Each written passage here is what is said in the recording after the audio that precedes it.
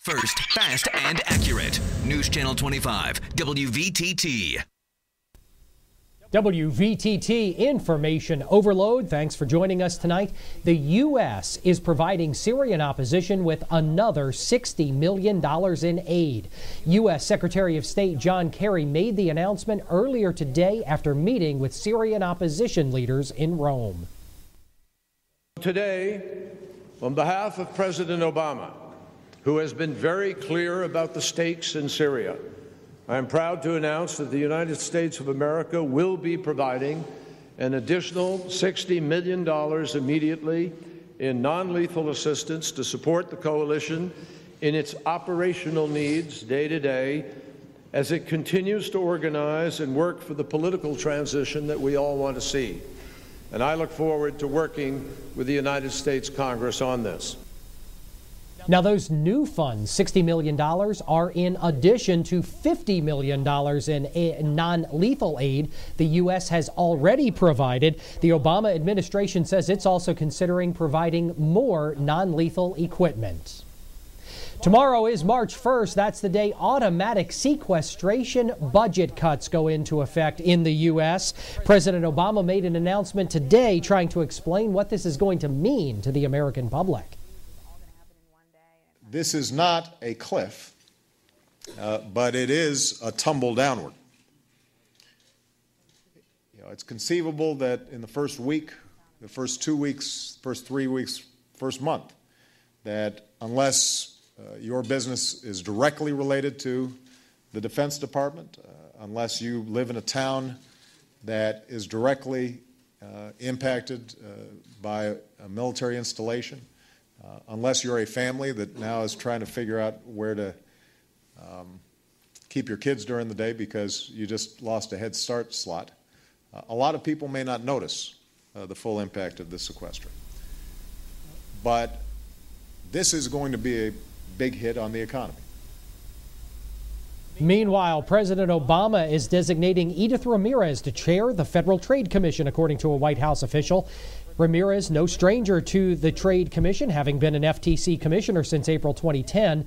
Before joining the commission, she was a partner in an L.A. law firm. Ramirez also worked as a campaign official for President Obama and was one of his law school classmates.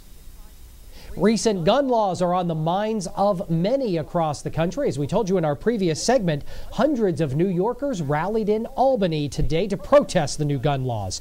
Now, some people who are opposing the new gun laws are saying they want guns in school districts.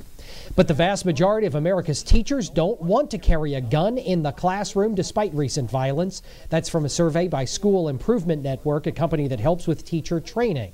It talked with nearly 11,000 educators. 72% said they wouldn't carry a gun in school even if they were allowed. 36% of educators surveyed reported owning a firearm.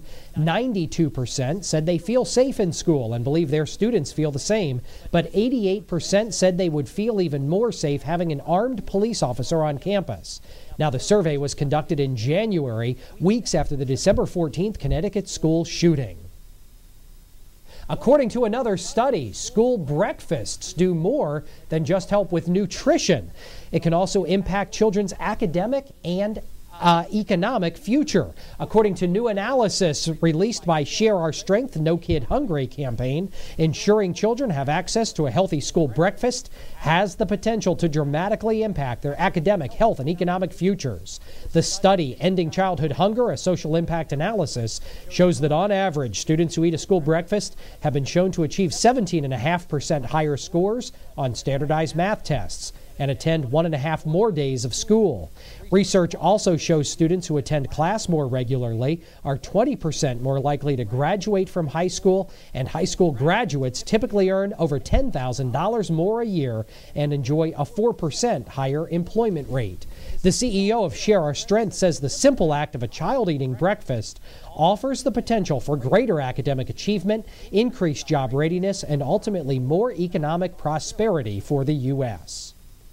The Army soldier accused of leaking classified information to the website WikiLeaks in a Maryland courtroom today. CNN has learned Private First Class Bradley Manning is expected to plead guilty to some of the 22 charges against him. The Army intelligence analyst is accused of stealing thousands of classified documents while serving in Iraq.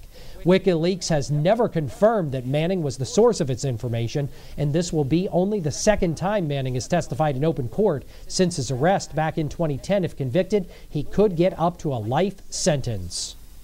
A record drug bust in Australia. Authorities seized nearly $450 million worth of methamphetamine after months of investigation. Officials found more than a half ton of meth in Sydney last week, hidden in a shipment of cleaning products from China. Someone tipped off authorities to the drug operation 5 months ago. 3 men have been arrested, and authorities say more arrests are expected. Boeing has presented a plan to Japan on how it will address battery problems with its troubled Dreamliner. The Aerosmith manufacturer says added safeguards against overheating and potential battery fires are more than adequate for the green light to return the 787s back into service. But Japanese investigators say there's not enough evidence yet to prove the batteries are what's causing fires on the planes. And that's your information overload on News Channel 25 WVTT. Thanks, Jeff. Let's take a look now at our Wall Street wrap-up, sponsored by News Radio 96.7 WVTT. The Dow was down about 11 points to close at 1464. The Nasdaq up a fraction of a point to close at 3163, and the S&P was down a fraction of a point to close at 1516. Much more to come. We have the SBU Sports Corner. We also have national sports and weather. It's all coming your way here on News Channel 25 WVTT.